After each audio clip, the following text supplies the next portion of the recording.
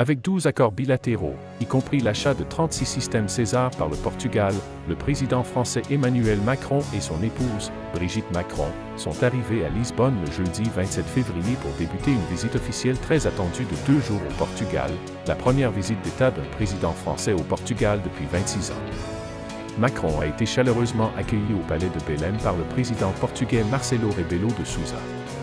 Les deux dirigeants ont échangé des salutations et posé pour les médias, avant de signer le livre de visite officielle en présence de Brigitte Macron.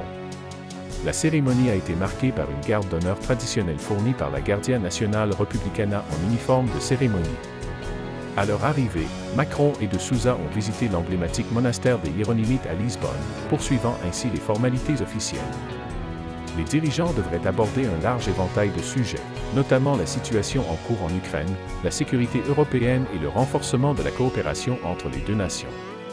Cette visite est particulièrement significative, car Macron et de Sousa devraient signer environ 12 accords bilatéraux, dont l'un porte sur l'amitié et la coopération franco-portugaise et un autre lié aux armements, visant à renforcer la base industrielle de l'Europe à la lumière du conflit en Ukraine.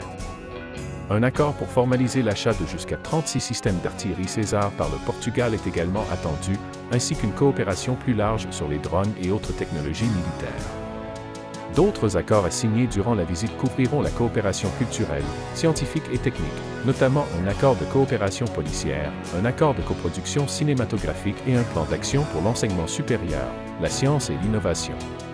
Ces accords reflètent la collaboration croissante entre les deux nations dans divers secteurs. De plus, les deux dirigeants devraient aborder les défis pressants en Europe, en particulier ceux liés à l'intelligence artificielle, l'impact de la technologie sur la démocratie et la compétitivité de l'Union européenne face aux États-Unis et à la Chine.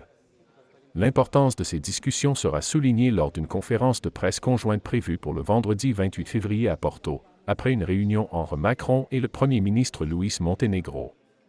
La visite marque un jalon dans la relation de longue date entre la France et le Portugal et devrait poser les bases d'une collaboration encore plus étroite dans les années à venir.